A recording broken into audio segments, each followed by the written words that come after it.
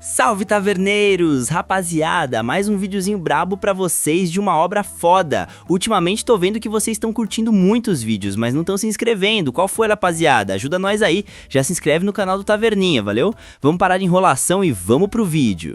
Quase 2 anos atrás, ele foi diagnosticado com uma doença terminal incurável que numerou seus dias. Desde então, ele vinha jogando seu jogo favorito repetidas vezes. E agora, depois de 2 anos, seu momento de morrer finalmente havia chegado. Mas antes disso, ele queria terminar o jogo uma última vez. Então, começou um novo jogo e personalizou um personagem para si. Escolher mais de um traço de gênio vinha com um custo. Seu personagem também teria que herdar um traço negativo. Ele escolheu 2 traços de gênio e, em troca, seu personagem seria terminalmente doente. Chen não se arrependeu. Ele mesmo estava em estado terminal, assim como seu personagem.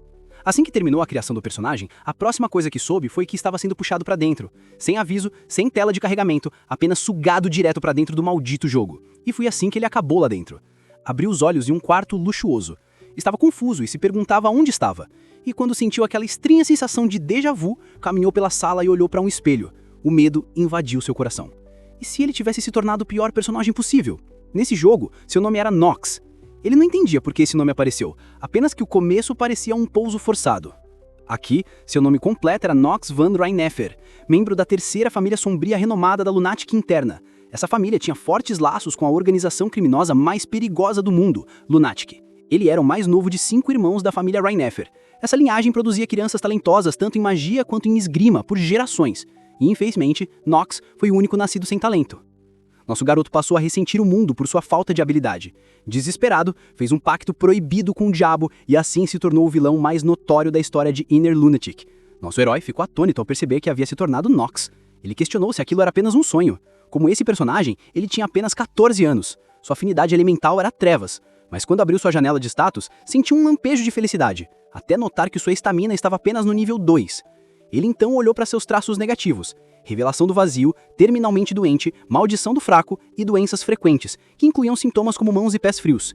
Ele ficou chocado. Esse era exatamente o personagem que havia customizado antes. Ele gritou de frustração. Ele havia sido terminalmente doente na vida real, e agora no jogo estava morrendo de novo. Desta vez, o personagem tinha apenas 1 ano de vida restante. Ele não conseguia lembrar por que tinha escolhido esse traço, mas após pensar por um tempo, recordou. Ele queria criar um personagem como ele mesmo, um terminal. Lembrou-se de quando estava sentado em sua mesa bagunçada, morrendo sem ninguém para apoiá-lo. Naquele momento, não fazia ideia de que se tornaria o personagem que havia criado. De repente, uma notificação apareceu. Havia um e-mail não lido na caixa de mensagens perguntando se ele queria verificar. Ele rapidamente abriu a mensagem. No e-mail, alguém se dirigia a ele por seu nome real, Chen, e também por seu nome no jogo, Nox. Ele ficou chocado. Alguém sabia quem ele realmente era. E o Chen, o nome dado a ele por seus pais, cujos paradeiros eram desconhecidos. Ele caiu em profunda reflexão. Quem quer que o tivesse trazido ali devia saber sobre a parte de seu passado que ele não conseguia mais recordar. A mensagem dizia: "Você não se lembra de mim, mas eu preciso dizer isso. Faz muito tempo. Você foi bem nos últimos 2 anos. Você merece estar aqui. Bem-vindo de volta ao jogo." Nosso garoto ficou parado olhando para a tela, confuso e curioso sobre uma linha em particular. Bem-vindo de volta. Ele se pergunta se o mensageiro está tentando dizer que ele não está mais no seu antigo mundo e que aquele lugar agora é sua nova realidade. O mensageiro responde dizendo que, embora haja muito sobre sua identidade que ele não pode revelar, aconselha-o a engendrar na Academia Elden. A partir de lá, ele deve construir sua força e fazer o possível para seguir a história principal da forma mais fiel possível. Uma vez que o faça, toda a verdade será naturalmente revelada a ele. O garoto fica completamente confuso e percebe que precisa de um tempo para organizar seus pensamentos. Ele se lembra de que renasceu como chefe final do jogo, Inner Lunatic, mas esperam que ele siga a linha principal da história. E não importa como ele interprete isso, sempre acaba da mesma forma. Ele morre. Ele questiona que, mesmo que Inner Lunatic tenha se tornado sua nova realidade, isso não significa que deva desistir de recuperar suas memórias. Ele toma a decisão de que, não importa o que aconteça, seguirá a história principal, e ao longo do caminho recuperará suas memórias perdidas. Ele quer entender o que está fazendo nesse mundo. E, mais importante, sobreviver. E se sobreviver significa se tornar um verdadeiro vilão, então ele está pronto para seguir esse caminho. Agora que reflete sobre isso, não mudou muita coisa em relação à sua vida antiga. 2 anos atrás, ele perdeu todas as suas memórias e estava em estado terminal. Cada momento vivido o aproximava mais da morte, e ele passava cada dia assombrado pelo medo de morrer. A única diferença agora é o cenário, o mundo que ele conhece melhor. Ele pergunta ao sistema a data de hoje, e o sistema responde: é 4 de fevereiro de 1812. Assim que ouve a data, entende imediatamente que não tem muito tempo restante. Ele se pergunta por que não começar agora sua 28ª tentativa de completar o jogo. Ao estender a mão para abrir a porta, uma dor intensa percorre seu pulso. Quando verifica o sistema, ele informa que um de seus traços negativos foi ativado. Devido aos efeitos da doença constante, ele desenvolveu inflamação no pulso nível 1. O sistema aconselha que ele descanse adequadamente e permita-se tempo para se recuperar. Isso o deixa irritado, e ele murmura para si mesmo, questionando: o que há de errado com esse corpo? Como pode ser tão frágil? Perdido em seus próprios pensamentos, ele esbarra em uma jovem empregada. Ela cai no chão e imediatamente pede desculpas ao jovem mestre. Ele tenta lembrar de seu rosto. Seus cabelos castanhos e pupilas laranja claras parecem familiares. Ele se pergunta se ela é Rona. Ela implora por seu perdão, insistindo que cometeu uma grave ofensa ao machucá-lo. A única coisa que ele lembra sobre sua personagem é que ela falava pelas costas de Nox. Isso é tudo o que consegue recordar. Ainda assim, ele acha difícil acreditar que uma garota tão inocente pudesse fofocar sobre Nox. Mesmo que Nox seja um vilão, ele a perdoa, mas a alerta para não repetir o erro. Por um breve momento, ele esquece a personalidade que deve interpretar e sorri para ela. Mas não demora muito para perceber que deveria agir como um insano. Ele cai em silêncio, refletindo sobre a vida que escolheu para si. A empregada pergunta timidamente para onde o jovem mestre pretende ir tão cedo. O jovem mestre responde que está indo para o salão de prática. Todos os servos próximos ficam chocados ao ouvir isso. Ele então diz a Rona para acompanhá-lo. Rona fica animada, mas ao mesmo tempo preocupada se seu mestre pretende bater nela. Enquanto caminham para o salão de prática, Nox reflete sobre sua situação. Após experimentar como é morrer, agora sabe com certeza que não quer morrer de novo. Se quiser sobreviver, precisa se adaptar rapidamente a esse novo mundo. Isso não significa que ele não tenha chance. Como alguém que jogou o jogo 27 vezes, ele já sabe a maioria das mecânicas ocultas. Ele rapidamente olha para a janela de status para verificar os detalhes do jogo. Inner Lunaric. O sistema explica que Inner Lunaric apresenta uma história que coloca anjos contra demônios ao lado do Império e tem um enorme fandom mundial. O aspecto único do jogo está em seu vasto número de customizações, permitindo aos jogadores explorar uma grande variedade de estilos de jogo. Enquanto traços de ranking inferior como comum e talentoso podem ser atribuídos várias vezes, traços de gênio geralmente são limitados a apenas um por jogador. Nosso garoto pensa consigo mesmo que traços de gênio permitem alcançar o topo de uma área com facilidade, e ainda assim, de alguma forma, ele possui 2 deles. Ele sabe que o jogo inclui um conceito chamado penalidades de traço. Penalidades que ocorrem quando um personagem recebe traços além de seus limites, mas, aproveitando o sistema que tenta analisar e compensar esses traços, torna-se possível atribuir 2 traços de gênio. Seus traços atribuídos são Gênio da Espada e Gênio do Combate. Eles lhe fornecem habilidades superiores com a espada e permitem alcançar os níveis mais altos de maestria. Por outro lado, ele também possui Gênio da Sensibilidade à Humana. Isso aumenta sua capacidade de detectar energia mágica e torna sua conjuração mais eficiente. Agora, Nox sabe que existem muitos outros traços úteis. Ele continua além dos detalhes do sistema. Como vantagem por ser o personagem principal, ele pode ver as janelas de status de outros personagens. Ele também tem um traço chamado Mestre da Atuação, que lhe permite atuar de forma convincente em qualquer cenário, uma habilidade crucial para sua situação atual. Outro traço é Mentalidade de Aço. Quando ativado durante o combate, permite ao usuário manter força mental e permanecer calmo em situações de alta pressão. No entanto, o verdadeiro problema está nos traços negativos. Entre eles, o traço Terminalmente Doente se destaca como o pior. Mas não é o único que ele precisa se preocupar. Ele quase acha engraçado que praticamente seja um hospital ambulante. O sistema acrescenta que, para indivíduos com mãos e pés frios, entrar em áreas geladas sem uma habilidade de aquecimento é praticamente impossível. Além disso, o traço de doenças frequentes significa que ele desmaiará por doença pelo menos uma vez por capítulo.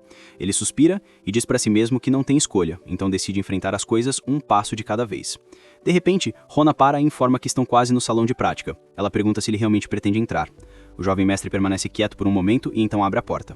O sistema imediatamente o informa sobre um novo obstáculo: Maldição do Fraco. Ele explica que essa maldição foi colocada nele ao nascer. Como resultado, sua taxa de crescimento é reduzida em 50% e ele tem o dobro de vulnerabilidade a debuffs inimigos. O jovem mestre toma uma decisão. Antes de qualquer coisa, ele deve encontrar um jeito de remover a maldição do fraco. Enquanto treina no salão, ele continua pensando que não importa quantas vezes revise tudo em sua mente, só consegue chegar a uma conclusão: está condenado. Assim como ler o começo da história. Esse é o pensamento final que ele tem depois de analisar tudo. Após ler tudo, ele subitamente se sente fraco e cai no chão. Agora ele sabe seu limite. Ele não consegue nem balançar uma espada mais de 10 vezes. Ele não fazia ideia de que a maldição do fraco tornaria tudo tão difícil para ele. Depois de descansar um pouco, ele lentamente se levanta e começa a olhar ao redor.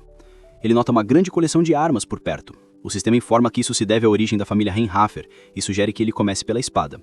Também explica que quando se trata da linhagem Reinhaffer, existem muitos ditados que os descrevem bem, mas o título mais adequado é A Alta Casa da Lâmina e das Trevas. Eles ganharam esse título graças às suas habilidades únicas de espada, que envolvem canalizar magia do atributo Trevas nas lâminas para cortar inimigos. E tudo graças à Lâmina do Comandante, também conhecida como a Lâmina Tirânica das Trevas. Essa lâmina foi passada por gerações, de um chefe da família para o próximo, e a tradição continua até hoje. Nosso garoto começa a se perguntar o que tudo isso tem a ver com ele. Além da esgrima, há muitos benefícios em nascer em uma família nobre, e um dos mais óbvios é a riqueza. Knox entende o verdadeiro valor do dinheiro e honestamente está animado por tê-lo. A família Reinhaffer é uma das maiores famílias nobres de toda a história, e isso também significa que são extremamente ricos. Mesmo sendo inútil o filho mais novo, Knox ainda possui riqueza suficiente para viver o resto da vida sem trabalhar um único dia. E é bem provável que seu pai, Teal, não se importe se ele gastar esse dinheiro de forma sábia ou não. Também é verdade que Knox não combina com a imagem de um herdeiro nobre esbanjador. Seu arquétipo já é claro, mas ele decidiu usar cada migalha disso, tudo, até que Rona termine o que ele pediu para preparar. Ainda assim, ele está um pouco preocupado que ela possa recusar seu pedido estranho. Alguns minutos antes, Rona tinha vindo até ele carregando uma espada de madeira, uma toalha e um pouco de água. Ela entregou tudo e perguntou se ele estava mesmo planejando se exercitar. Ele perguntou se havia mais alguém por perto e então disse para ela se aproximar. Nervosa, ela deu um passo para trás, imaginando se ele estava prestes a bater nela. Ele rapidamente acalmou e disse para aproximar o ouvido. Ele tinha algo para sussurrar. Depois que ele terminou de sussurrar, Rona ficou chocada. Ela disse que todas as suas ideias eram um completo lixo, mas ele simplesmente mandou que ela calasse a boca e desse um jeito. Ela concordou, mas avisou para ele não gritar com ela de novo. Então saiu correndo do salão de treino, dizendo que ele não mudou nada. Agora, no silêncio do salão de treino, ele se pergunta o quão rápido Rona será, mas tem quase certeza de que deve chegar até amanhã. Ele bebe o chá que ela trouxe e reflete sobre como precisa desesperadamente de uma solução para essa maldição e para seu problema de estamina. Ele nunca imaginou que seria tão difícil. De repente, o mordomo-chefe, Robel, entra no salão de treino e cumprimenta educadamente. Por algum motivo, a presença dele surpreende nosso garoto. O sistema imediatamente informa que Robel é um dos principais administradores da propriedade Reinhaffers e não é alguém com quem ele possa lidar descuidadamente. Ele também é conselheiro do pai de Knox e chefe da família, Teal. Nosso garoto entende que lidar com Robel pode ser difícil. Ele sabe que na maioria das situações seu pai não prestaria atenção nele, mas agora se pergunta se Robel percebeu algo estranho. Ele sabe exatamente como agir. Knox olha para Robel e pergunta por que ele está ali quando deveria estar atendendo seu pai. Instantaneamente ele ativa seu traço mestre da atuação. Robel responde dizendo que está ali por ordens do chefe da família e que tem algo a relatar. Ele informa nosso garoto que recebeu instruções para comparecer ao jantar naquela noite. Nosso garoto fica confuso. Ele mal conhece essa família, então é estranho. Ele olha para Robel e pergunta se é uma piada. É realmente surpreendente que seu pai queira jantar com ele de repente. Knox recusa imediatamente o convite. O administrador faz uma pausa, claramente se perguntando por que o chefe da família daria tal ordem. Robel então explica que uma convidada da família Styliner chegou. Ela veio receber treinamento de cavaleiro, e se o jovem mestre não comparecer ao jantar, isso irritará seu pai. É então que nosso garoto entende. Não é um pedido, é uma ordem direta. Robel estreita os olhos e pergunta se há algo diferente nele hoje. Nosso garoto hesita e tenta interpretar as entrelinhas, imaginando se Robel está insinuando algo. O mordomo esclarece que Knox nunca costumava pegar uma espada, e ainda assim hoje entrou no salão de treino por conta própria. Ele pergunta calmamente o que motivou essa mudança repentina. Irritado, nosso garoto levanta a voz e diz para ele jamais ultrapassar seus limites como um mero mordomo.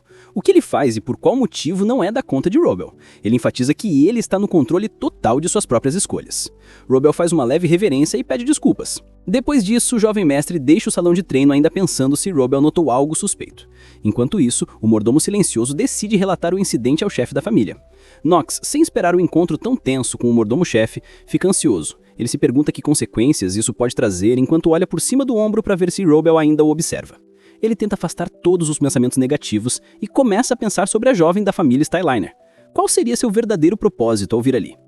Naquela noite, dentro do grande salão de jantar, seus familiares zombam dele assim que ele entra. Um deles o chama de idiota e diz brincando aos outros que ele realmente apareceu, afirmando que agora ninguém conseguirá aproveitar a refeição. Eles até o provocam, perguntando se ele ainda sente arrependimento por aquela família.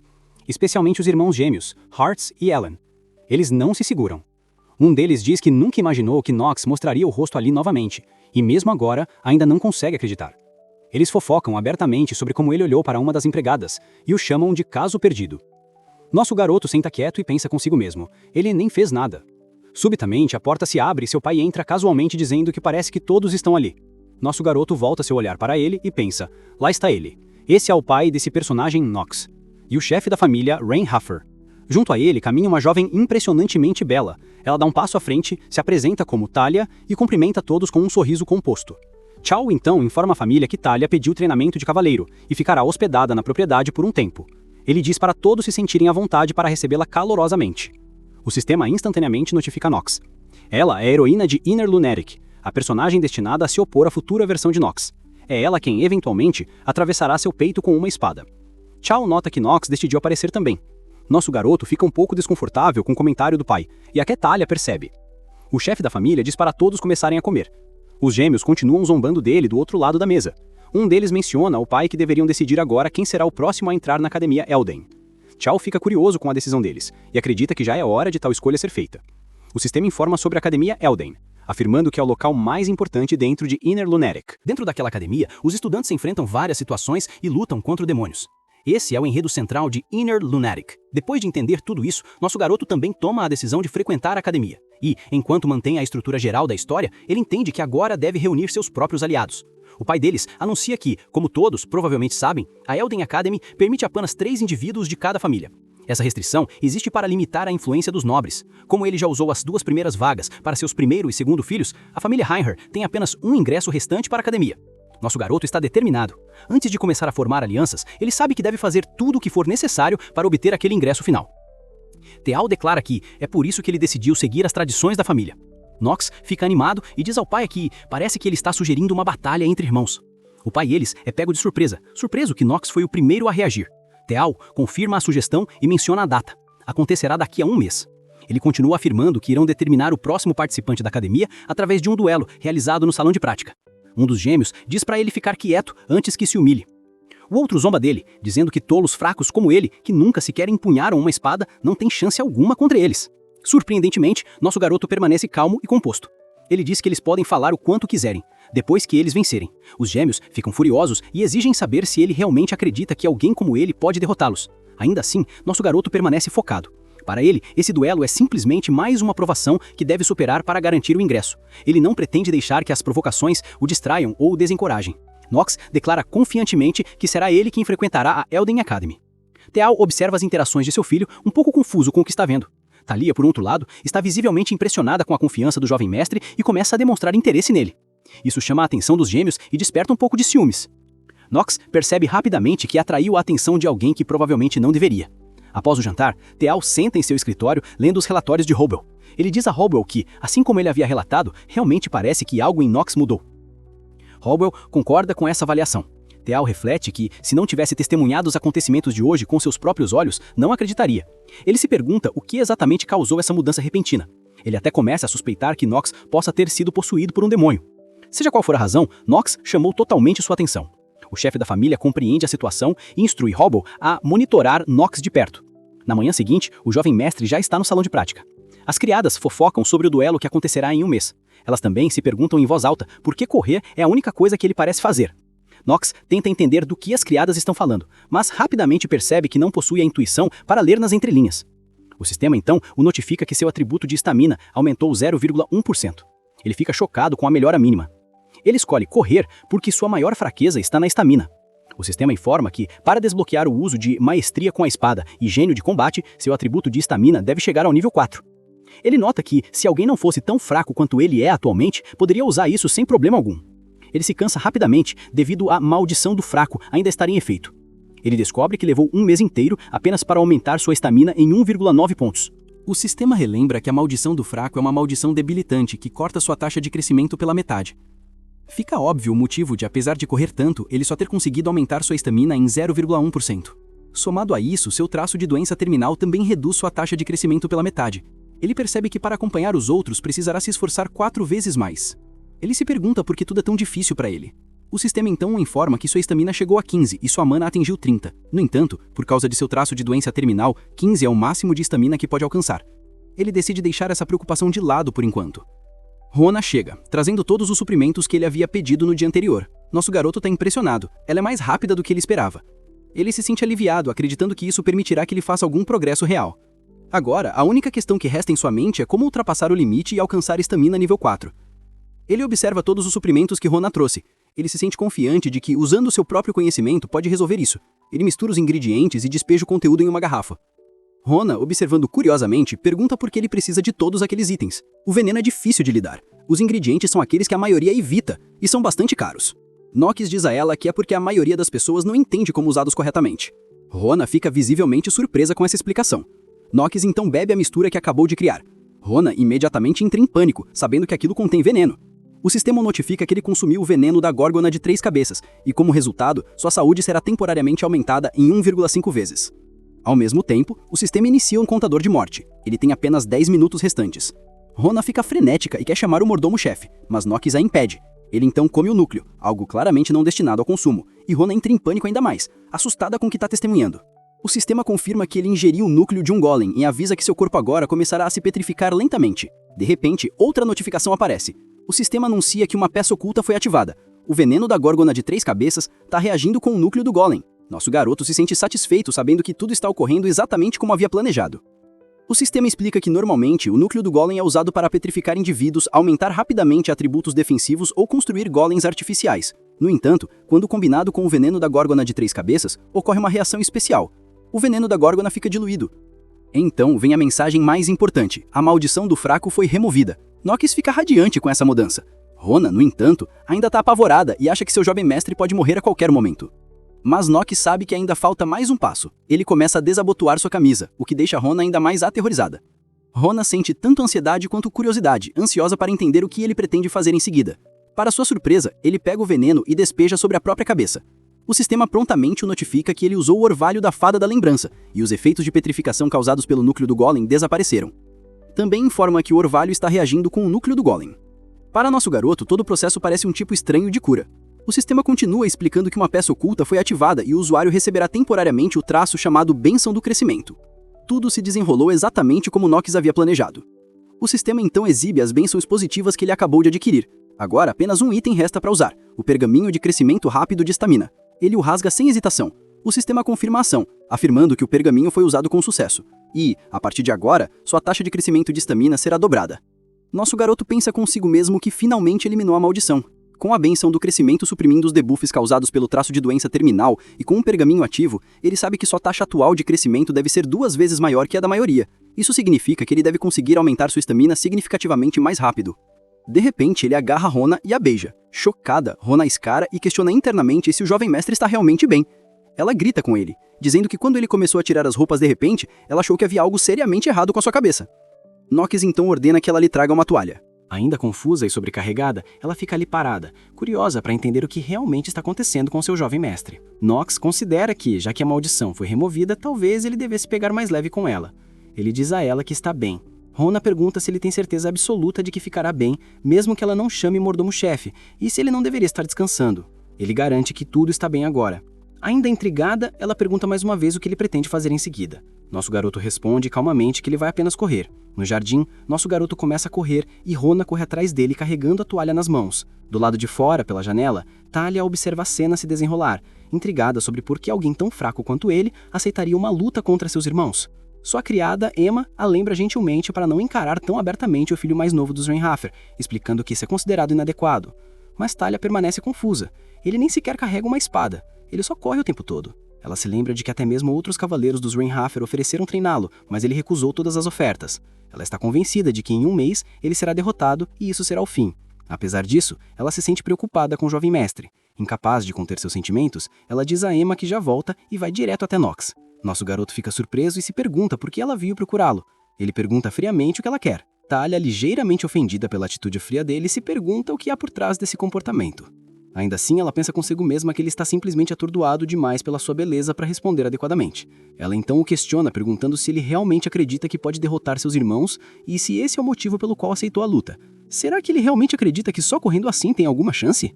Rona concorda silenciosamente com as dúvidas de Talia. Talia oferece ajudá-lo, mas apenas se ele estiver disposto a aceitar. Ele recusa imediatamente e diz para ela sumir, dizendo que não tem interesse. Furiosa, ela pergunta se é assim que ele trata alguém oferecendo ajuda. Rona o aconselha gentilmente que, se ele falar desse jeito, as garotas certamente vão desgostar dele. Irritada, Talia retruca, dizendo que ele pode esquecer sua oferta e fazer tudo do jeito dele. Então Rona suspira, dizendo que isso apenas torna as coisas desnecessariamente complicadas. Nosso garoto então verifica as informações de Talia usando o sistema. Ele lê seus traços em detalhes. Por mais que analise, percebe que ela possui um talento incrível. Em Inner Lunatic, a maioria dos homens adultos tem um atributo de estamina em torno de 4, mas o dela é notavelmente alto. Embora ainda não se compare aos 3 mestres da espada do continente, ou ao potencial de um dos 4 grandes magos, ele vê que pelo menos ela possui capacidade para alcançar esse nível no futuro. Ele conclui que ela deve ser capaz de matar vários demônios, especialmente com seu atributo de fogo. Ele também sabe que a magia de fogo que Talia usa eventualmente despertará para chamas brancas, chamas usadas para queimar o Nox demonizado no futuro. Ele reflete sobre as consequências. Se ele conseguir fazer de Talia sua aliada agora, a história do futuro será alterada demais. Então, ele decide encontrar um jeito de seguir a história original enquanto evita morrer. Ainda assim, ele se pergunta se é realmente possível se dar bem com alguém destinado a matá-lo.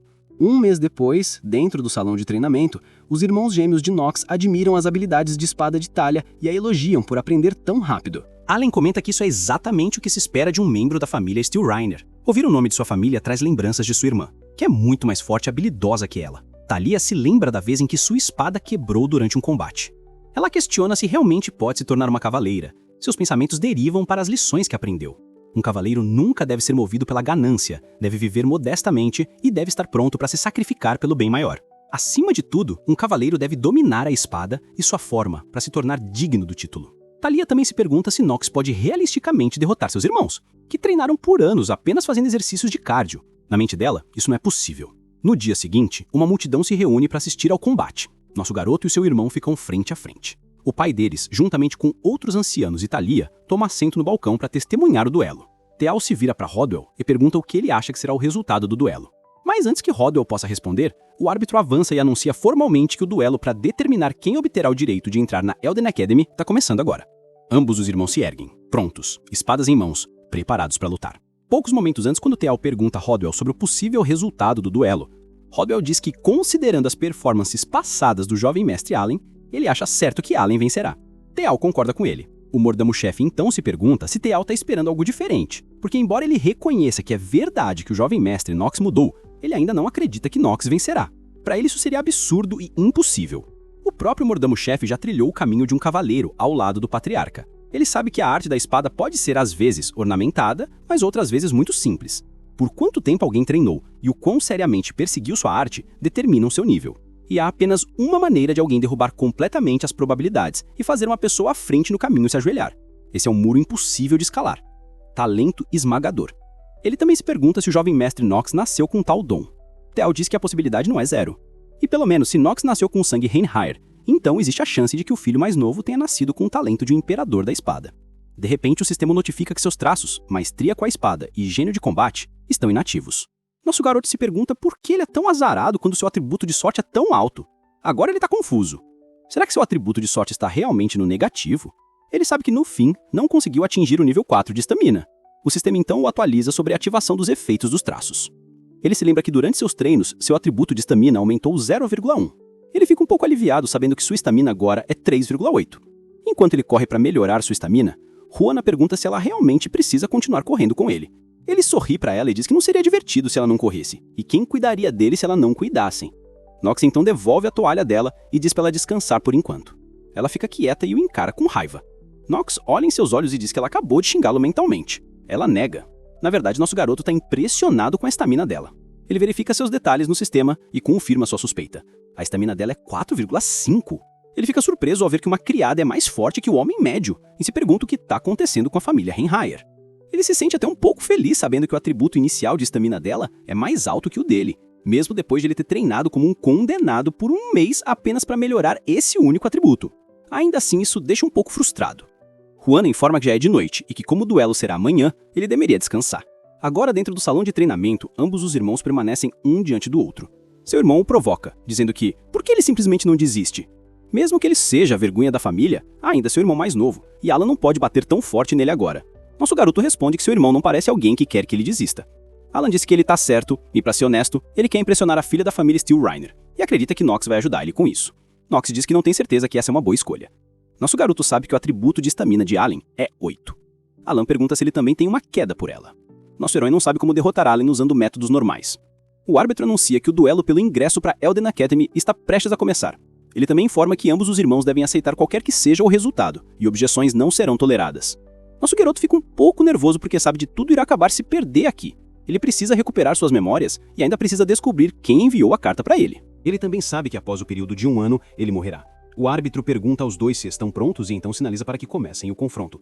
Alan é o primeiro a atacar e nosso garoto se defende tão bem que até ele próprio aprecia sua habilidade defensiva. Para Nox, essa é a única coisa consistente no maldito jogo Inner Lunatic. Ambos golpeiam um ao outro com equilíbrio e habilidade. Nosso herói sabe que se perder aqui, terá que abrir mão de tudo, mas se vencer, poderá ter tudo. Durante a luta, o sistema informa que o atributo de estamina dele aumentou 0,1%. Alan provoca Nox, sugerindo que talvez ele tenha batido a cabeça muitas vezes, e diz que talvez ele se sinta melhor quando bater nele mais algumas vezes. Facília, que observa o duelo do balcão, pensa consigo mesma que se preocupar com como o mais novo havia mudado foi inútil. Ela simplesmente quer que o último filho dessa família a entrar na Elden Academy seja seu filho, Alan. Ela descarta as habilidades de Nox como patéticas. Teal diz a Rodwell que estava ansioso para ver como Nox havia mudado e agora se pergunta, é só isso que ele pode fazer? O mordomo-chefe pergunta se deveria interromper o duelo. Ele explica que se deixarem continuar, o jovem mestre Nox levará muito tempo para se recuperar. Teal responde que os talentos de Alan e Hearts são bons, mas não tão bons assim, especialmente quando comparados ao de seu primeiro filho, Garen. Eles não têm a habilidade de colocar tudo sob seus pés, de dominar seus oponentes com o poder avassalador da espada sombria da dominação. Ele se pergunta para quem esse poder será transmitido. Esse pensamento o entristece e ele instrui o mordomo-chefe a parar o duelo. Durante a luta, o sistema mais uma vez informa Nox sobre um aumento em seu atributo de resistência. De repente, o sistema confirma que seus atributos, maestria com espada e gênio no combate, foram ativados. Nosso garoto já está exausto, mas está feliz por ter recuperado seus atributos. Alan pergunta se ele perdeu a cabeça. Nox imediatamente ativa sua habilidade, a Hora do Gênio. Nosso garoto se lembra de ter ouvido em algum lugar que gênios e talentosos têm suas próprias horas durante o dia. Ele está feliz que esta seja a Hora do Gênio. Para ele, tudo parece desacelerar. Graças a esta habilidade que altera sua percepção, o mundo parece se mover em câmera lenta.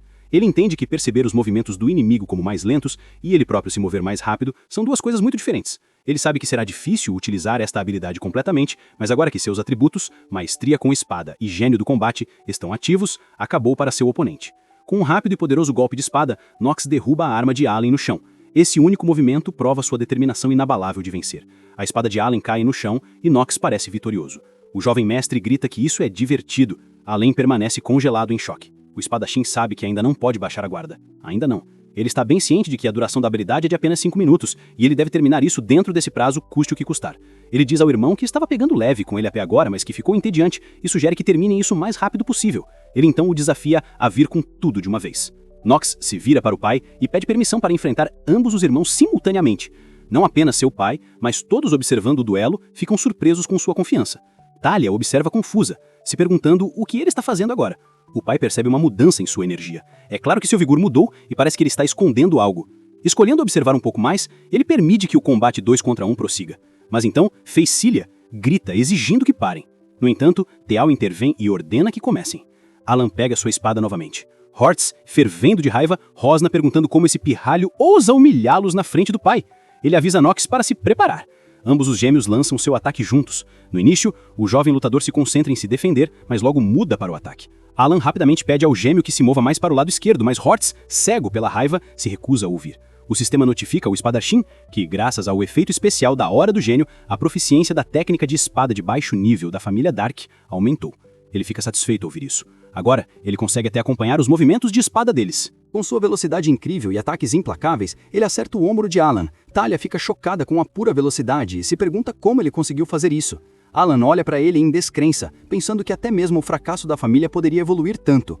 Todos que estão assistindo têm a mesma expressão curiosa. Hart repreende seu gêmeo, dizendo para ele não se distrair no meio de um combate. Logo, ambos os irmãos começam a cansar, e então o jovem mestre libera seu poder total. Ele pensa consigo mesmo que, embora isso seja apenas um treino, há algo significativo em jogo, e simplesmente brandir a espada é empolgante. Não demora muito para ele derrubar ambos os irmãos no chão. Nesse exato momento, o sistema informa que a Hora do Gênio terminou.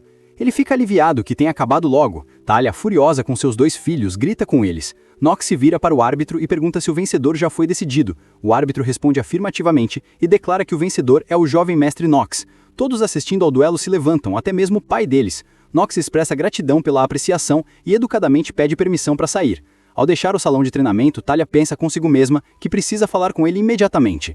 Depois de sair, ele se sente extremamente cansado e então nota sangue em sua mão. Ele rapidamente percebe que deve ser porque forçou a habilidade por tempo demais. Ele sabe que a Hora do Gênio tem uma grande falha. Se o limite de tempo for excedido, ativa um efeito de debuff chamado recuo. O sistema informa que devido ao recuo da habilidade Hora do Gênio, sua expectativa de vida foi reduzida em 2 dias e 17 horas. Ele reconhece isso como o pior tipo de debuff. Isso reduz permanentemente sua expectativa de vida e também o torna mais suscetível a doenças. Embora ele já esteja com uma doença terminal, ele está feliz que o recuo não ocorreu na frente dos outros. Ele teme que se alguém tivesse testemunhado, sua aceitação na academia poderia ter sido revogada. De repente, Talia corre atrás dele e pergunta se ele se machucou durante o treino. Ele não fica muito contente em vê-la. Ele não fica feliz ao ver que ela descobriu e se pergunta por que tinha que ser ela quando tantos outros estavam presentes no salão. Ele não pode deixar Talia descobrir o recuo de sua habilidade. Ela rapidamente pergunta como ele conseguiu vencer uma luta entre irmãos com aquele corpo quebrado. O jovem mestre se pergunta o que ela está planejando, mas ela apenas diz que o entendeu mal. Ela claramente parece impressionada com seu desempenho. O que ela viu no último mês foi que Nox nunca uma vez empunhou uma espada no primeiro dia, e tudo que ela viu foi ele balançando uma espada de madeira desajeitadamente. O fato de alguém como ele ter vencido prova que ele é talentoso. Agora ela quer saber como ele despertou esse talento e como o treinou. Mas depois de ver o fim do duelo e observá-lo quando ele está sozinho, ela está confusa e quer saber o que realmente está acontecendo e por que ele está nesse estado. Muitas perguntas enchem sua mente, como se ele dominou seus irmãos com o seu gênio e talento. Também havia rumores de que Nox não prestava para nada. Ela também notou que ele simplesmente trabalhou duro para alcançar a vitória a qualquer custo. Quando ela nota que ele tosse, pergunta se ele está bem e tenta apoiá-lo, mas ele recusa sua mão e diz para ela nunca tocá-lo. Ele age assim porque tem sido obcecado por jogos nos últimos 2 anos, dificultando sua convivência com outras pessoas. Ele também sabe que ela é uma personagem que vai matá-lo no futuro. Ela pede desculpas e diz que não sabia que ele era tão sério quanto a espada e tinha ouvido que seu corpo era fraco desde o nascimento. Agora ela entende por que ele só fazia treinamento de resistência. Ela diz que sente muito por tê-lo entendido mal e que agir como alguém inútil provavelmente não era sua intenção. Ela também menciona que Emma lhe disse que pessoas podem cometer erros assim. O espadachim fica levemente confuso e pensa em como responder, porque ela é tão honesta, exatamente como ele a viu no jogo. Mesmo sabendo que ela possui os atributos de uma cavaleira, ele também pensa que, como filha de uma família de duques orgulhosa e respeitável, deve ser difícil para ela admitir que estava errada. Ele diz a ela que se é isso que ela pensa dele, então por favor não conte aos outros sobre o sangramento. Ela concorda em manter isso em segredo. Olhando para ela, ele pensa que provavelmente não precisa se preocupar com outros descobrirem isso. Ele diz para ela cumprir sua promessa e ir embora. Ela fica triste porque Nox não lhe deu nenhuma atenção. Naquela noite, no escritório de Teal, ele diz ao mordomo-chefe que parece que seu palpite estava certo e pergunta o que ele acha do talento de Nox. Rodwell responde que, no começo, não entendia por que Nox permitia ser espancado, mas entre as crianças da mesma idade, e incluindo todos os outros jovens mestres, ele acredita que Nox é o melhor. Teal concorda com ele, mas admite que ainda acha que Nox tem talentos que está escondendo. Ele ordena que Rodwell monitore todos os seus movimentos e não faça nada além de observar, aconteça o que acontecer. Ele também se pergunta se Nox tem talento suficiente para herdar a Espada Negra Suprema. Teal diz que não lhe resta muito tempo e que o que Rodwell está fazendo é importante. Rodwell assegura que fará o seu melhor. Agora já é tarde da noite e o sistema informa ao jovem mestre que ele completou a missão tutorial e venceu sua primeira luta. Nox sabe que esta é uma espada que se torna realidade, mas o sistema parecido com o jogo ainda está presente. A janela de status também permanece. O sistema diz que ele receberá recompensas e que ganhou pontos de atributos gratuitos. Ele sabe que isso é um grande prêmio para ele. No entanto, ele não está muito feliz, porque correu por um mês inteiro apenas para aumentar sua resistência em 2, e eles poderiam ter dado isso para ele antes. Ele se senta em seu quarto olhando para a janela de status. Ele aponta para seu atributo de sorte e o aumenta de 7 para 10, porque não é um atributo que pode ser aumentado com esforço. Em Inner Lunatic, sorte é o atributo mais valioso. Depois de completar o processo, ele decide verificar seu valor imediatamente. O sistema informa que ele recebeu o benefício de limpeza em massa 27 vezes. Ele fica surpreso ao saber que o sistema de benefícios ainda está lá também. É um alívio para ele. Ele decide fazer o gacha imediatamente e uma enorme máquina aparece na frente dele. Ele ri pensando que ver isso pessoalmente parece tão estranho. Ele lembra que quando o atributo de sorte está no máximo, a chance de um item de nível intermediário ou superior aparecer era de 95%. Ele olha para os diferentes níveis vendo 3 deles, com o nível avançado sendo dourado e o nível mais alto sendo arco-íris. Ele quer conseguir ouro ou acima. A máquina inicia seu processo e um item de nível ouro é entregue em suas mãos. É uma carta dourada. O espadachim a abre e o sistema o parabeniza por obter um atributo avançado, o Temor do Soberano Supremo. Ele não acredita que conseguiu isso de verdade. O sistema mostra a ele todas as informações da habilidade. É um super prêmio para ele, pensar que conseguiria uma habilidade de debuff, mas ele ainda tem outra recompensa. É um voucher de confirmação de habilidade de uso único, e o sistema pergunta se ele quer usá-lo agora. Ele acha que a habilidade que receberá disso já está decidida. É uma das peças ocultas que podem ser obtidas na família Heinher e para consegui-la, ele precisa dessa habilidade. Ele sabe que Teal em breve reunirá todos os irmãos na propriedade e é quando ele usará isso. Ele se pergunta se já está quase na hora de retornar à propriedade Heinher, já que faz um tempo desde que a cerimônia de formatura da Academia Uldain terminou. Valno, o segundo filho da família Heinher, deve estar viajando para treinar como cavaleiro. Ele de repente se lembra que precisa encontrar a peça oculta e lidar com Grain. Não há tempo algum para descansar. A única coisa boa é que provavelmente não terá que se preocupar com Talia por enquanto. Ele está confiante de que ela não é o tipo de personagem que quebra promessas e não há razão para ela se aproximar dele também. Pela manhã, ele chega ao salão de treinamento e encontra Talia já esperando por ele. Ele já havia pensado nisso na noite anterior. Ele pergunta se eles já não tinham resolvido tudo ontem e o que ela quer dele. Ela quer saber como ele ficou tão forte tão rápido. Ele pergunta se ela esteve secretamente observando o seu treinamento por um mês e ela começa a se afastar. Ela implora por pelo menos um duelo e insiste que ele poderia pelo menos dizer a ela como ele treina. Ele se lembra que Talia era uma personagem que sempre queria ser reconhecida por sua irmã. Virando-se para ela, ele diz que antes de perguntar algo assim ou pensar em como ela deveria treinar, ela deveria primeiro considerar o talento que possui. O jovem espadachim nunca confortou ninguém antes e se pergunta o que mais deveria dizer a ela. Após uma breve pausa, ele aconselha a não se comparar aos outros. Então ele sai do salão de treinamento. Ela fica triste e quase em lágrimas porque ele simplesmente foi embora. Andando do lado de fora do salão, ele se pergunta se ela virá atrás dele ou se ficará onde está. Ele também pensa que não há necessidade de deixá-la ver ele obtendo a peça oculta quando ela pode acabar o matando. Conforme continua andando, ele chega ao celeiro da família Heinher e vê um grande número de cavalos reunidos lá. Ele sabe que esse lugar é famoso por criar os melhores cavalos do continente. Lá, seu pai e os irmãos gêmeos o aguardam, e o mordomo-chefe o recebe. Seu pai diz que eles certamente sabem por que foram chamados ali. Ele diz que a partir de agora cada um escolherá o cavalo que ficará com ele para sempre. O jovem mestre já sabia disso e estava esperando por esse momento. Ele lembra que leu que cavalos são considerados os animais mais sagrados tanto no continente quanto na família Heinher. Se eles decidirem se tornar magos ou cavaleiros, escolhem um cavalo quando ainda são jovens para ter como companheiro por toda a vida. Ele sabe que a Academia Eldain ensina equitação e que as partes posteriores do jogo incluem muitas guerras de grande escala. Se o cavalo dele morrer, ele terá que criar outro desde jovem. Além disso, magia de transporte é extremamente cara. Ele não está feliz que cavalo seja um modo tão importante de transporte neste jogo, mas agora decide escolher o melhor cavalo. O pai diz que, como Nox venceu o duelo, ele pode escolher primeiro. Teal avisa que ele dará apenas uma chance. Enquanto Nox caminha em direção aos cavalos, o pai se pergunta qual deles o mais jovem escolherá. Ele nota que todos os cavalos são bem fofos e bons. Após observá-los, ele encontra um cavalo que é de uma cor diferente dos outros. Ele aponta para o cavalo e diz ao pai que escolherá aquele. Todos ficam em silêncio e o pai diz que lhe dará outra chance. O jovem espadachim se pergunta por que está recebendo outra chance e pensa que isso mostra o quão ruim eles acham sua escolha. Na verdade, ele está carregando a janela de status do alvo. Depois de algum tempo, o sistema ativa e dá todos os detalhes sobre o cavalo escolhido.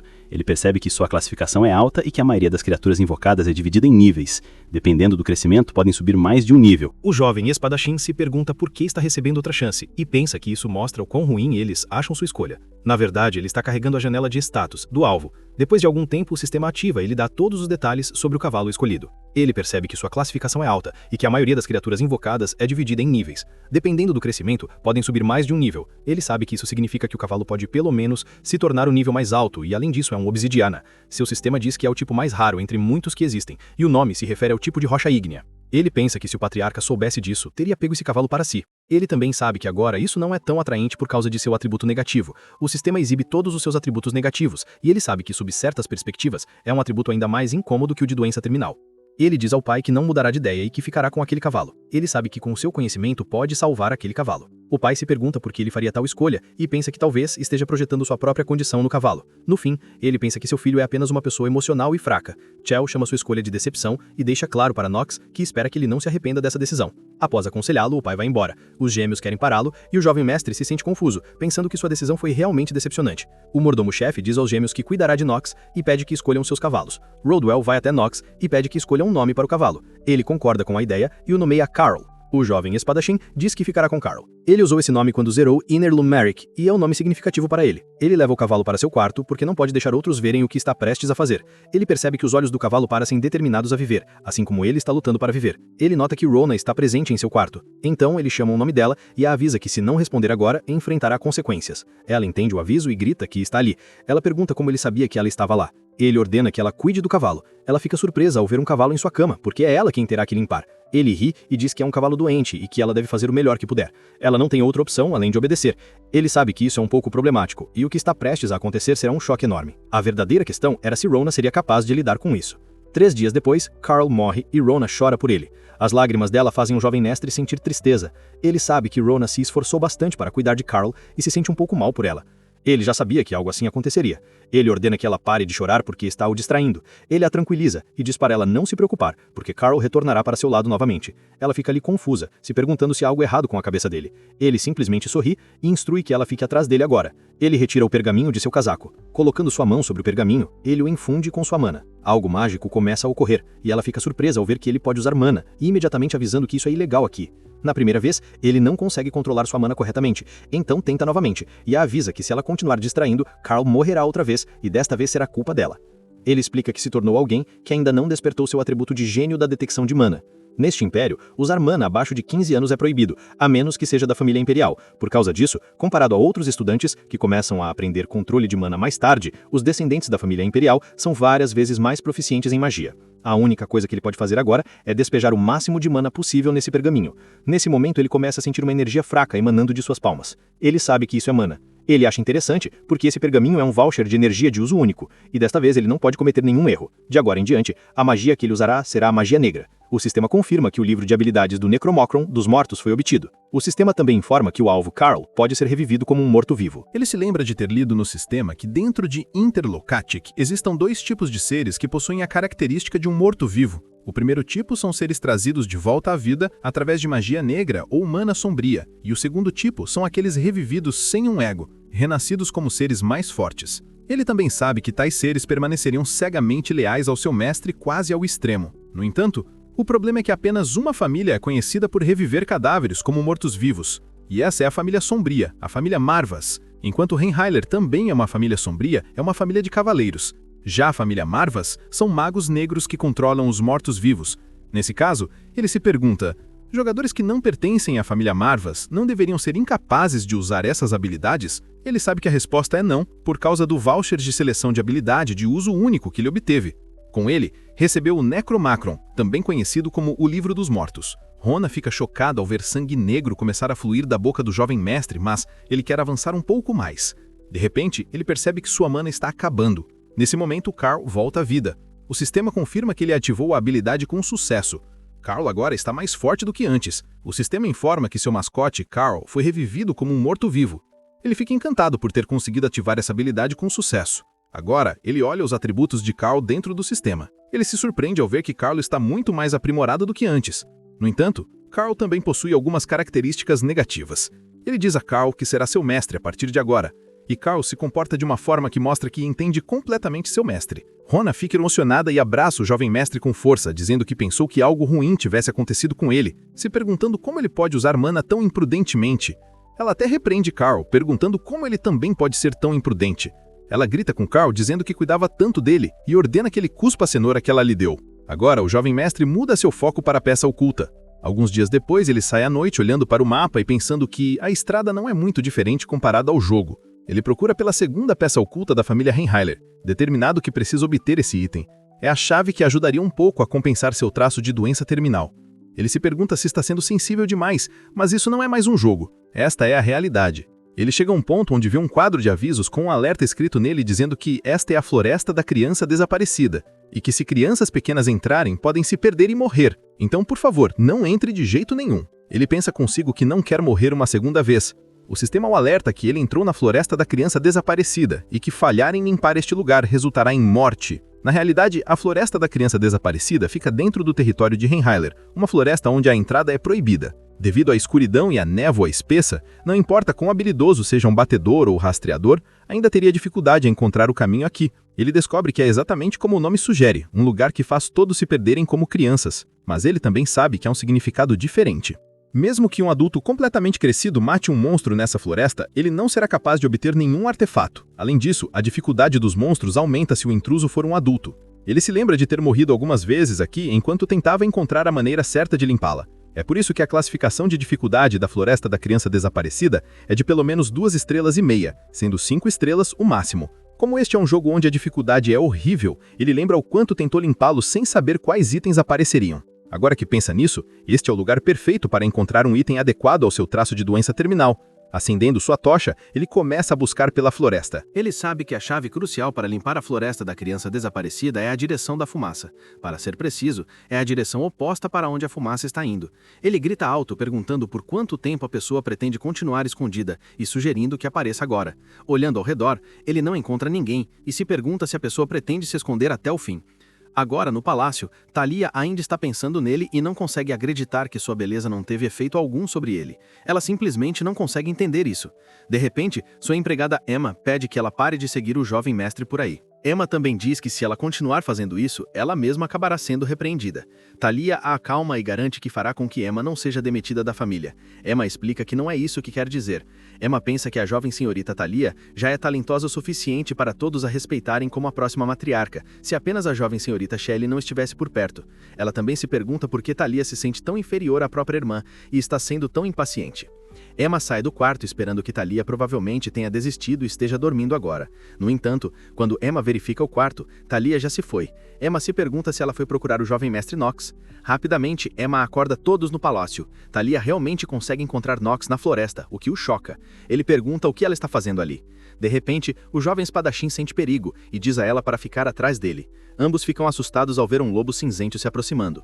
Ele se pergunta se essa floresta faz parte do território do lobo cinzento. Talia percebe que só tem um punhal consigo no momento.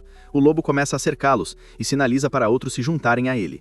De repente, o lobo cinzento avança contra eles. Ela fica apavorada, mas ele permanece confiante. Encarando o lobo que avança, ele dá um passo à frente e com um único golpe de sua espada o mata instantaneamente. Ela fica profundamente impressionada e pensa que, embora fosse apenas um lobo, ele conseguiu derrotá-lo tão facilmente. Knox olha para ela calmamente e diz que vai perguntar novamente o que ela está fazendo ali, porque achou que seriam seus irmãos que viriam segui-lo. Ela simplesmente sorri e, quando nota uma tocha noturna na mão dele, se pergunta por que ele a tem. Ele exige sua resposta e ameaça deixá-la ali sozinha se ela não responder. Caminhando até ele, ela pega sua mão e diz que não está fazendo nada estranho. Na verdade, é só que ele de repente ficou tão forte e ela pensou em querer ficar forte como ele. Ela explica que olhou pela janela e o viu ali e ficou curiosa para saber para onde ele estava indo. Como esperado, ela acreditou que ele tinha algum tipo de método especial de treinamento. Ela diz que foi por isso que o seguiu e, ao ver aquela floresta, pulou dentro dela sem pensar. Knox agora tem certeza de 3 coisas. Primeiro, ela pensa extremamente bem dele. Segundo, ela não é hostil a ele, o que é um alívio. E, por último, ela é apenas uma criança que não entende o quão perigoso é seguir alguém tarde da noite. O jovem espadachim sorri para ela e pensa que, como ela é um dos personagens principais, ele não pode simplesmente deixá-la ali. Ele diz para ela segui-lo por enquanto. No entanto, ele deixa claro que não está tentando ajudá-la, mas apenas resolvendo essa situação para que sua família não acabe em uma situação ruim. Ela reconhece seu erro e pede desculpas. Ele espera que ela provavelmente não faça mais nada perigoso novamente. Ela agradece por ele ter salvado sua vida e, quando está prestes a dizer algo, eles percebem um grande número de lobos observando-os. O jovem mestre ordena que ela se afaste dele e entrega a tocha acesa para ela. Ele a instrui para voltar para casa. Enquanto ele golpeia os lobos, considera que há algumas variáveis inesperadas nas quais precisa se concentrar novamente. Ele sabe que este lugar existe antes do início do cenário, e como é uma área dentro do prólogo, não haverá monstros-chefe. No entanto, um monstro de elite, um nível abaixo de um chefe, aparecerá aqui, e será uma forma evoluída do lobo cinzento que ele acabou de matar, o lobo cinzento elite. Mas simplesmente saber quem é seu inimigo não significa que as coisas correrão bem. Ele corta os lobos e começa a matá-los. Os lobos continuam atacando e ele continua abatendo-os. Ele se lembra das palavras que sempre repetia em momentos como esse, quando era Chon e jogava Inner Lunatic. Ele realmente era o fraco? Talia observa ele matando inúmeros lobos e se pergunta se ele ainda não revelou sua força total, já que sua técnica de espada parecia ainda mais incrível quando lutou com seus irmãos. Ela também se pergunta se ele já matou lobos cinzentos antes. Enquanto isso, Knox considera que ela ainda é muito fraca. Um lobo cinzento muito grande aparece diante dele e ele o reconhece imediatamente como Lobo Cinzento Elite. Logo, muitas pessoas do palácio entram na floresta para procurá-los. Eles encontram suas pegadas perto da floresta e fica claro que Knox e Talia entraram. Emma está entre o grupo de busca e os pressiona para entrarem imediatamente. No entanto, Rodwell rejeita sua ideia e a chama de tola. Emma exige saber por que ele não quer entrar. Rodwell explica que é uma floresta que nem mesmo Rhaegar conseguiu limpar. No sistema mostra que a floresta da criança desaparecida está classificada como uma das mais difíceis dentro dos territórios da família Rhaegar. E enquanto a família Rhaegar é conhecida como a família sombria mais forte do sul, o fato de ainda existir uma floresta que eles não conseguem limpar é basicamente como dizer que são incompetentes. Além disso, a realidade de que apenas crianças que ainda não se tornaram adultas podem entrar na floresta e que a floresta só pode ser limpa com sucesso por crianças ainda não foi revelada a eles. O mordomo-chefe se pergunta por que o jovem mestre entrou na floresta. Ele não acredita que o garoto tenha sido enfeitiçado por um monstro controlador de mente. Observando os rastros, ele percebe que Knox definitivamente se moveu com cautela. Também não há sinais de alguém passando pela barreira de mana mais forte da propriedade, o que significa que o jovem mestre entrou na floresta intencionalmente. Ele admite para si mesmo que estava errado e não pode mais negar que Knox não é o mesmo jovem mestre fraco e frágil de antes. Rodwell informa Emma que existe apenas uma maneira dos dois voltarem. O jovem mestre precisa usar sua sabedoria e encontrar uma saída. Emma fica emocional, lágrimas enchendo seus olhos enquanto culpa a si mesma por causar a morte de sua jovem senhorita. Do outro lado, o jovem espadachim continua matando lobos. Ele percebe Talia sacando sua faca e pensa que ela não perdeu o foco, apesar do medo. Ele a aconselha a não atacar desnecessariamente, pois ela pode se machucar, e diz para ela ficar fora disso. Ele também a instrui para poupar suas forças e usá-las para correr se for atacada, pois só assim ela pode aumentar ligeiramente suas chances de sobrevivência. Ele sabe que matar um lobo elite não é particularmente perigoso, já que é classificado com apenas 2,5 estrelas. Ele simplesmente quer que Talia permaneça vigilante e capaz de reagir aos seus arredores. Olhando para ela, ele observa que ela aprendeu bem, embora ainda não esteja em um nível onde ele possa confiar suas costas a ela. Ele rapidamente ativa a Hora do Gênio. Ele pretende usar essa habilidade para matá-lo com um único golpe. Quando o lobo cinzento Elite salta na direção dele, ele consegue abatê-lo instantaneamente. Ele então percebe que os outros lobos pararam, mas de repente começam a atacá-lo novamente um por um, e ele continua cortando-os. Dessa vez, os lobos são tão ferozes e agressivos que Talia fica preocupada com sua segurança. Ela pensa que, embora Nox tenha dito para ela fugir se ficasse perigoso, ela simplesmente não consegue fazer isso agora. Então ela sobe em uma árvore. Finalmente, ele pergunta se ela planeja ajudá-lo. Talia pergunta se ele está ferido. Ele sabe que é inútil pedir ajuda, então a tranquiliza dizendo que está bem. Ainda assim, ele entende que não é hora de baixar a guarda. Ela fica aliviada que Nox não está machucado. Ele fica inquieto, percebendo que acabou de mostrar seu lado patético e o retrocesso de sua habilidade já chegou. Ele sabe que ainda não acabou. Ele percebe o Lobo Elite finalmente se levantando. Primeiro, o Lobo Elite o circula, observando cada movimento. Então, de repente, o lobo avança contra Nox a toda velocidade. Mas o Lobo Elite usa uma técnica estranha. Primeiro, ele corre para longe, depois reaparece abruptamente, saltando sobre ele e ferindo seu ombro antes de recuar novamente. A segunda vez, ele repete o ataque exatamente do mesmo jeito. O jovem mestre pensa que deveria ser um monstro de 2,5 estrelas, mas o Lobo Elite é muito mais inteligente do que ele esperava. Ele percebe que precisa revisar sua abordagem. Ele também nota que este Lobo Cinzento Elite é mais esperto e astuto do que do jogo. Ele sabe que ele está escondido agora, observando, esperando outra oportunidade para atacar. Os 2 últimos golpes o pegaram totalmente de surpresa. Ele se arrepende de não ter reconhecido sua inteligência mais cedo, quando ele estava comandando os outros lobos, e pensar que ele ainda usaria o terreno e as vantagens geográficas. Ele sabe que precisa aumentar sua guarda. De repente, o Lobo Elite ataca novamente, e desta vez Nox acerta um golpe, mas não tem efeito. Parece que o lobo esperou ele tentar um golpe grande e revelar uma abertura. O Elite contra-ataca imediatamente e o espadachim não consegue prever. Ele se pergunta se ficou empolgado demais por só ter limpado esse jogo várias vezes. Ele sabe que foi um julgamento tolo. Então, do nada, o punhal de Talia perfura seu olho. Ele pensa que se o Lobo Elite pode criar aberturas, então eles também podem. A pessoa que criou essa variável inesperada foi Talia. Aproveitando a oportunidade, ele mata o Lobo Elite com um único golpe de espada. Talia percebe 2 outros lobos observando a batalha, e quando Nox consegue matar o Elite, eles recuam. Vendo isso, ela desce da árvore e corre até ele. Ela quer saber se ele está bem. Ele diz que sobreviveu apenas por causa dela, e a agradece por isso. Depois de expressar sua gratidão, ele se pergunta se acabou de agradecer à inimiga que o matará no futuro, mas por enquanto isso não importa. Ela pergunta se ele se feriu agora há pouco, tendo notado alguns ferimentos grandes no ombro dele.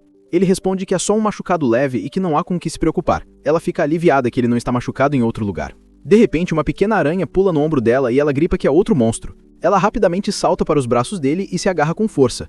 Ela diz que tem uma aranha e continua agarrada a ele. O jovem mestre se pergunta por quanto tempo ela pretende ficar pendurada nele. Ele também fica curioso se ela está realmente assustada com a aranha ou se apenas quer abraçá-lo. Ele atira casualmente e a questiona, perguntando que se algo como uma aranha a assusta, por que diabos ela o seguiu para a floresta? Ela pergunta se ele não tem medo de aranhas. O espadachim responde que com esse tipo de medo, ela definitivamente não vai conseguir se tornar uma cavaleira. Ao ouvir isso, ela fica irritada e se afasta dele. Ele sorri, pensando que finalmente ela o soltou. Ele sabe que só sobreviveu por causa dela, mas hesita em dizer isso, pois ela pode gritar de novo. Agora só precisam sair da floresta. Já é manhã, e o grupo de busca ainda está esperando do lado de fora. Emma está preocupada, imaginando se eles sobreviveram ou não. Ela se sente ansiosa, pensando que o desaparecimento da senhorita Talia pode criar problemas entre as duas famílias. O Rodwell reflete que, como muitas crianças da região desaparecem na floresta da criança desaparecida, há pessoas que secretamente afirmam que a família Rainher é incompetente. De repente, Emma aponta para a floresta e informa aos outros que a névoa da floresta está começando a se dissipar. Agora, eles veem que a floresta da criança desaparecida foi limpa. Ela não sabe com certeza, mas é isso que ela acha. O fato de a miasma estar desaparecendo. Rodwell confirma sua observação e diz que ela está certa. Ele explica que isso significa que a floresta foi limpa e que a única possibilidade que eles consideravam se tornou realidade. Agora todos entram na floresta, e Emma diz aos outros que isso significa que o jovem mestre conseguiu. De repente, eles percebem o jovem mestre e Talia saindo da floresta. Um servo comenta que pensar que ele realmente conseguiu limpar a floresta é difícil de acreditar, e que ele está saindo como se nada tivesse acontecido. Rodwell pensa que não consegue evitar sorrir. Agora ele tem certeza de que a hierarquia dos descendentes dentro da família Reinhardt está prestes a sofrer uma grande reviravolta. Nox olha para o grupo de busca e se pergunta por que todos se reuniram ali. Emma corre até Talia e a abraça, dizendo que estavam muito preocupados com ela. Rodwell informa ao jovem mestre que a família também estava preocupada com seu desaparecimento. Nox acha difícil acreditar que a família se preocuparia com um inútil como ele, pensando que é apenas porque a reputação da família sombria está em jogo. Emma quer lembrar Talia das 7 regras da família Stillreiner novamente e a pressiona para acompanhá-la. Talia se desculpa mais uma vez, repetindo que sente muito. Emma ri e diz que, como uma empregada humilde, como poderia ousar culpá-la por isso, acrescentando que o patriarca ensinará as regras pessoalmente. Nox pensa que essa empregada também parece ter resistência extraordinária. Quando ele verifica o seu status, vê que sua resistência é 4.5. Emma se aproxima do espadachim e agradece por proteger sua jovem senhorita. Talia pensa que ela nem tinha intenção de ir com ele. Ele diz que ela contribuiu com sua parte e a aconselha a não se culpar tanto. Depois disso, todos retornam ao palácio. O jovem mestre vai para o seu quarto pensando que acabou por enquanto. Ele reflete que Rodwell, esperando do lado de fora da floresta com os cavaleiros, foi totalmente inesperado. Ele se pergunta se foi por causa da Talia, mas mesmo assim, ele obteve a peça oculta. O sistema o informa sobre suas informações básicas em detalhes. Ele lê sobre seu efeito especial, que afirma que quando ele derrotar um alvo enquanto estiver equipado com ele irá roubar uma quantidade muito pequena da força vital do alvo e convertê-la em sua própria. Além disso, quanto maior o nível do alvo derrotado, mais força vital ele roubará. Agora, ele sabe que o único artefato capaz de roubar a força vital de outra pessoa é este Anel da Chama Negra. No entanto, ele também entende que ter este anel não significa que ele ganhará uma vida mais longa, pois a vida de alguém não pode ser estendida infinitamente. Considerando que apenas uma quantidade muito pequena de força vital pode ser roubada, ele percebe que não será fácil superar sua doença terminal. Ainda assim, ele acredita que enquanto puder lutar e progredir, isso é muito melhor do que viver uma vida sem esperança à beira da morte. Ele coloca o anel em seu dedo. Agora ele definitivamente pode sentir sua força vital e mana surgindo. Ele chama Rona para entrar por um momento, sabendo que ela está logo do lado de fora do seu quarto. Em segundos ela entra e se pergunta se ele é capaz de ver através das coisas. Ele diz a ela que talvez sim. Esse pensamento a assusta, e ela pergunta se ele consegue ver o corpo nu dela também. O jovem mestre fica com raiva e grita com ela, exigindo saber do que diabos ela está falando, então dá um peteleco em sua testa com um dedo. Ela diz que dói e se pergunta por que o peteleco dele parece ainda mais doloroso que o normal. Ele manda ela parar de falar besteira e propõe um novo duelo de cada de braço. Ela pergunta se caso vença novamente desta vez, ele realmente aumentará seu salário. Ele concorda e pergunta o que acontece se ela perder. Ela também aposta 20% do salário dela. Ambos concordam com a aposta.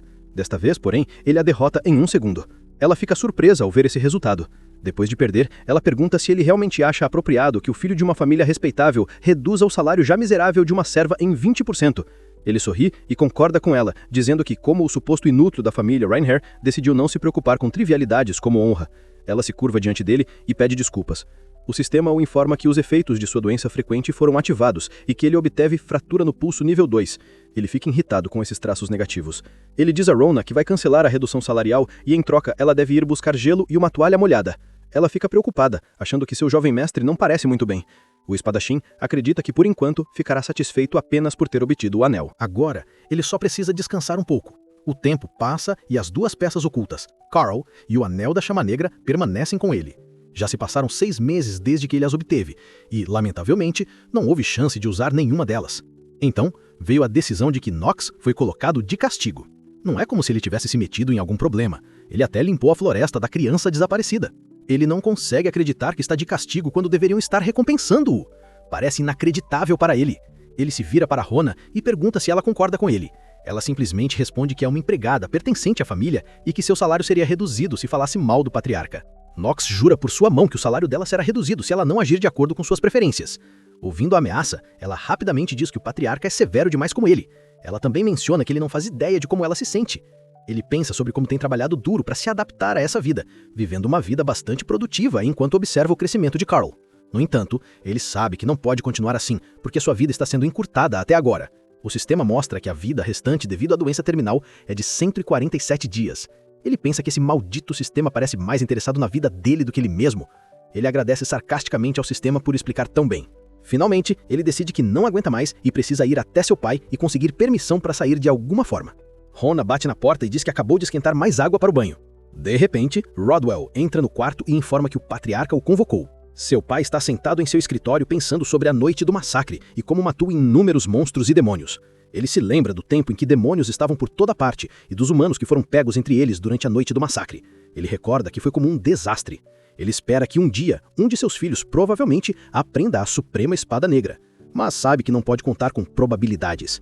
Ele precisa de um talento certo, porque um deles terá que matá-lo. Rodwell entra em seu escritório e informa que o jovem mestre chegará em breve. Tiao pensa consigo mesmo que Nox está atrasado e diz a Rodwell para mandá-lo entrar imediatamente. Ele pensa sobre como a floresta da criança desaparecida é um lugar que nem ele sabe como limpar, e pensar que Nox foi capaz de limpar aquele lugar seria apropriado recompensá-lo. Tiao diz ao filho que o convocou para discutir sua recompensa e que ele pode fazer apenas um pedido. Ele cumprirá apenas um, seja qual for. O jovem espadachim pensa sobre isso e se pergunta o que deveria pedir. É a primeira vez que seu pai oferece um pedido como recompensa. Ele também sabe que seu pai costuma ser autoritário e severo. Ele até duvida que isso seja uma armadilha.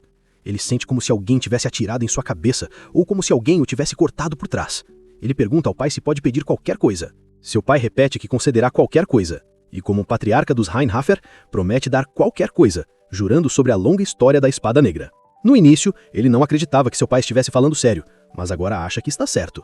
Seu pai explica que, caso o pedido seja ridículo demais, a avaliação que tem dele mudará. Tiao confia nele, acreditando que ele não fará algo tão tolo. A oferta foi tão repentina que ele pede um tempo para pensar. Seu pai concorda e também permite que ele saia da propriedade, mas o alerta para não se meter em problemas como antes. Nox aceita obedientemente as palavras do pai. Seu pai lembra-o de sempre ter em mente que ele é da família Rheinhafer. No dia seguinte, Talia e sua empregada estão prestes a deixar o palácio. Talia diz a Nox para se encontrarem na Academia Elden da próxima vez. Ele não diz nada e não mostra emoções, mas ela insiste em vê-lo novamente. O mordomo-chefe, Rodwell, diz a Nox que ele deve responder quando uma dama faz uma pergunta. O jovem mestre responde contra a vontade que será se ela se tornar uma cavaleira completa antes disso.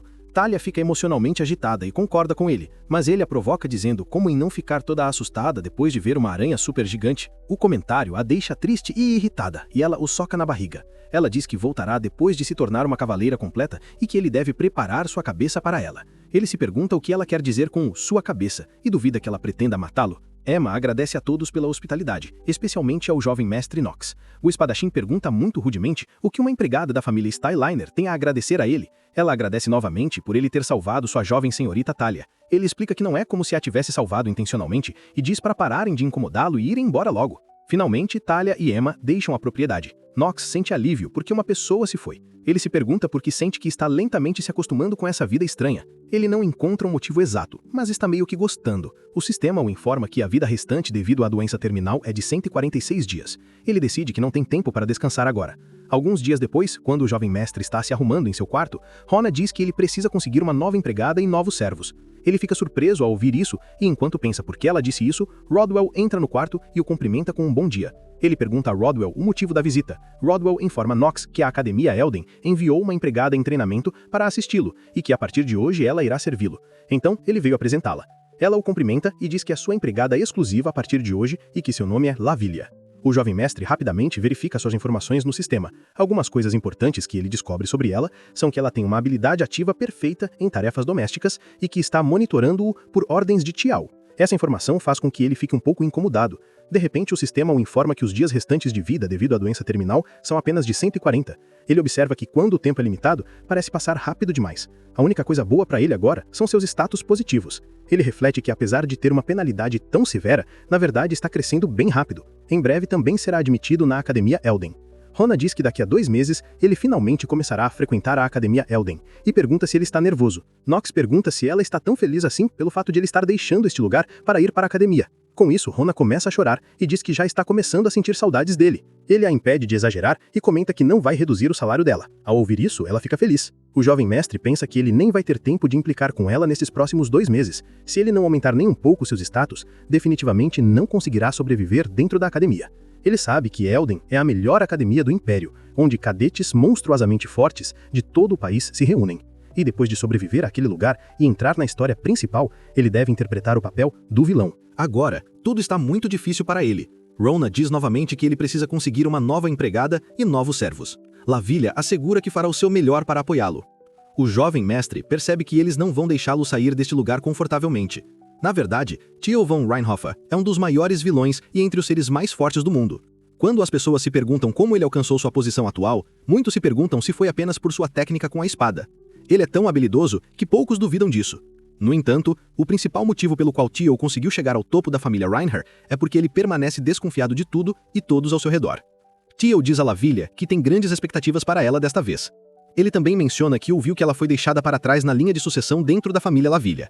E afirma que, se ela for bem desta vez, a família Reinhardt não poupará esforços para apoiá-la na sucessão. Ela garante que ajudará o jovem mestre Nox com todo o seu coração. Teal, no entanto, diz que isso não é o que ele quer. Ela então confirma que irá monitorar Nox estritamente e relatar tudo a ele. Teal a lembra de nunca esquecer quem é seu mestre. Ela sai do escritório e decide que, a partir deste ponto, não deve mais hesitar. Do outro lado, o jovem mestre está deitado em sua cama, pensando sobre Lavilia, uma espiã. Ele sabe que Teal provavelmente quer confirmar se a pessoa dentro de Nox é realmente Nox ou não, já que possessão demoníaca é algo que acontece com bastante frequência dentro do lunático interior.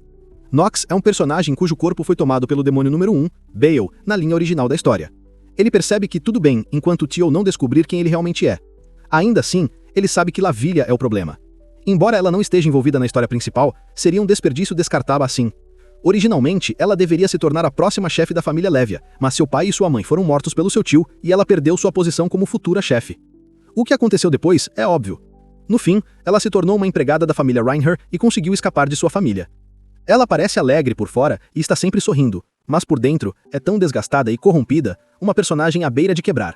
Sua última decisão era que antes da primeira parte da história principal começar, ela cometeria suicídio. Agora, ele se pergunta o que deve fazer para criar uma mudança na linha da história. Ele pensa que salvar alguém que deveria estar morto pode ser a decisão correta, apesar de saber que fazer isso significaria colocar uma corda no próprio pescoço. No dia seguinte, ele informa as duas empregadas que, a partir de hoje, eles irão caçar monstros dentro da floresta no território, e ambas irão acompanhá-lo e auxiliá-lo. Lavilia permanece confiante e não diz nada, mas Rona fica chocada ao ouvir isso e diz ao seu mestre que vai tirar uma licença porque está doente. No entanto, Lavilia concorda em obedecer ao seu mestre. Rona a alerta que ela não pode simplesmente concordar com tudo tão facilmente. O jovem mestre observa suas reações muito de perto, sabendo que é normal uma empregada ter medo de caçar monstros, porque afinal é um pedido ridículo. A resposta imediata de Lavilia o deixa curioso. Ele diz a Rona que sabe que ela já usou todas as suas licenças. Rona começa a chorar e pergunta se ela não pode tirar licença médica hoje, questionando como ele pode fazer isso. Nox pergunta se ela esquece que ele não presta para nada, e avisa que, se ela não seguir o que ele diz, ele reduzirá seu salário. Para começar, ele pegará leve com ela, talvez cerca de metade do salário anual. Rona continua chorando e pergunta se ele quer que ela leve um arco ou uma espada. Lavilia pergunta se deve informar Sir Rodwell que ele deixará a propriedade antes de começar os preparativos. Ele de repente lembra que, de agora em diante, sua principal prioridade será aumentar sua expectativa de vida, e já que agora está livre para ir a qualquer lugar, pretende agir conforme isso. Depois disso, os três montam seus cavalos e cavalgam para dentro da floresta. O Sr. T.O. os observa a partir da janela de seu escritório. Alguns dias depois, na Floresta da Criança Desaparecida, que agora parece uma floresta comum após ser limpa, Nox mata outro lobo cinzento. O sistema o notifica de que ele absorveu uma quantidade muito pequena da força vital do lobo. São quase 2 horas de vida que ele ganha. Depois de matar inúmeros lobos na floresta, ele começa a se perguntar se exterminou todos os lobos dessa área, já que obteve 2 horas de vida em uma única caçada. Isso pode ser considerado uma caçada bastante bem sucedida. Inúmeros lobos mortos estão espalhados pelo chão. Lavilia menciona que já faz 1 hora desde que ele começou a caçar, e questiona se ele não está cansado, oferecendo-lhe água. O jovem mestre percebe que esqueceu de ativar a hora do gênio, fazendo com que a caçada demorasse muito. Isso significa que ele ganhou apenas 1 hora. Ele sabe que o cálculo nunca fecha perfeitamente, mas isso está muito fora. Além disso, não é como se ele pudesse sair matando monstros a cada hora. Sua maior preocupação é que há um número limitado de monstros. Como ele tem caçado continuamente nos últimos dias, já matou a maioria deles. Neste ritmo, ele entende que seu plano de viver uma grande vida está em risco de desmoronar. Considera que a atual falta de monstros nesta região também é um grande problema. Lavilia comenta que não acredita que ele ache que não ter monstros é um problema, e que se outras pessoas ouvissem o que ele acabou de dizer, achariam que ele ficou estranho. Ele informa as empregadas que não há o que fazer e diz para voltarem à mansão por hoje. Lavilia pergunta se deve preparar água de banho quente para ele e promete deixá-la em uma temperatura confortável. O espadachim já esperava esse tipo de consideração de um gênio de suporte. Ele ordena, dizendo que quer tomar banho antes do jantar, então ela deve garantir que o horário seja correto. Ronan o lembra para não esquecê-la, acrescentando que limpará seu quarto. Ele simplesmente diz para ela fazer o que quiser. Antes de deixar a floresta, Nox quer perguntar algo a Lavilia. Ele pergunta a quem ela serve. Ela fica surpresa ao ouvir isso.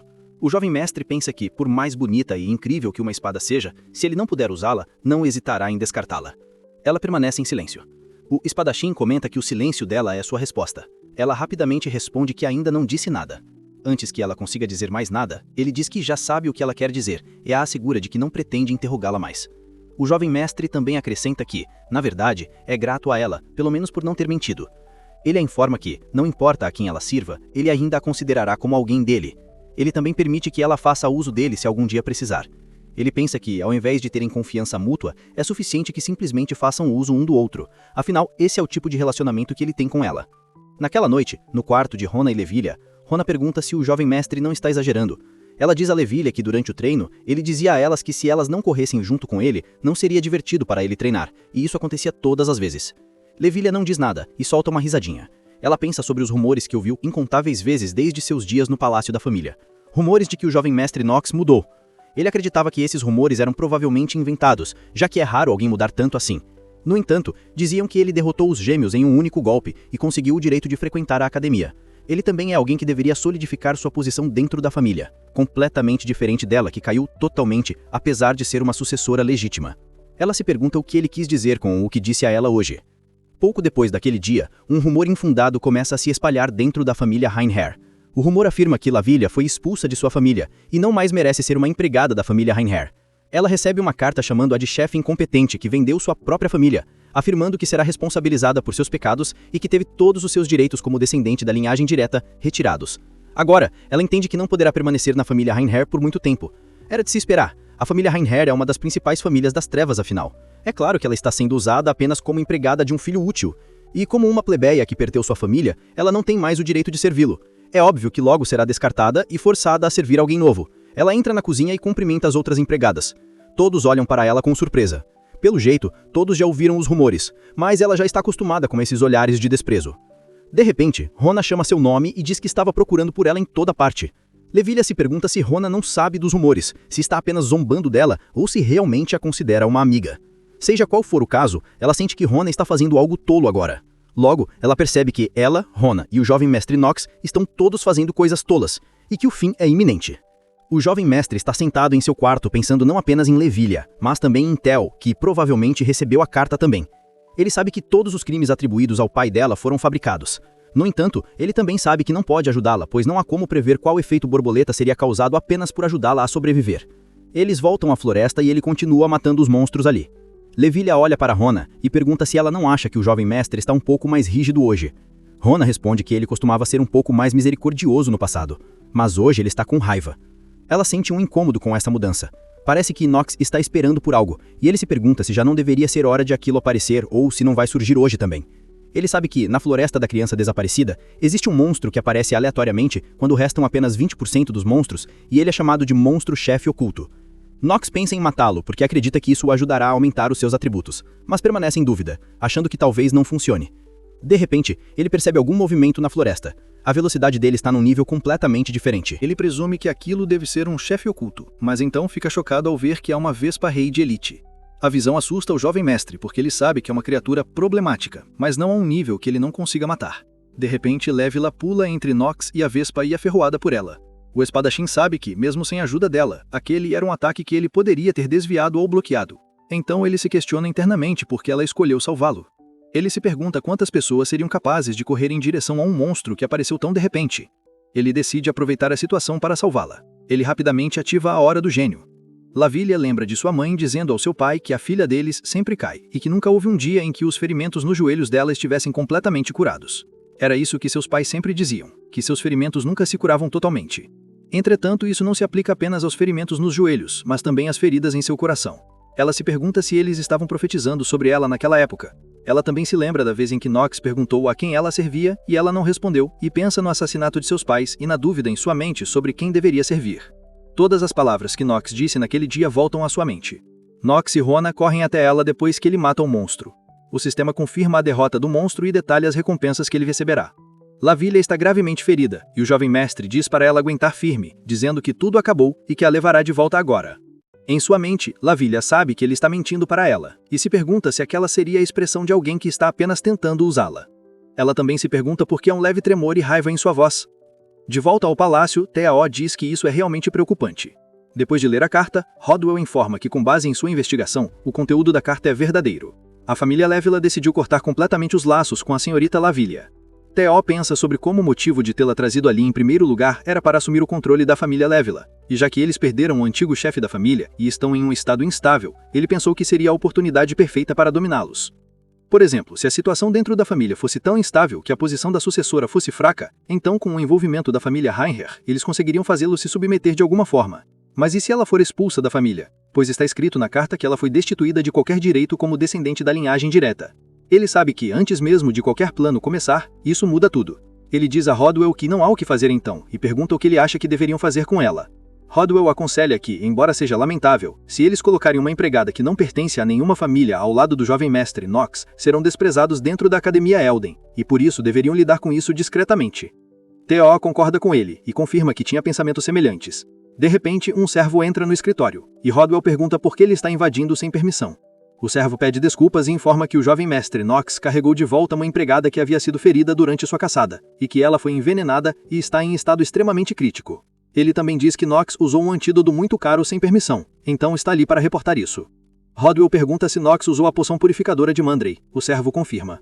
T.O. imagina se ele já criou apego à empregada tão rapidamente. Isso o preocupa porque ninguém sabe que tipo de consequência pode surgir de sentimentos pessoais como esse.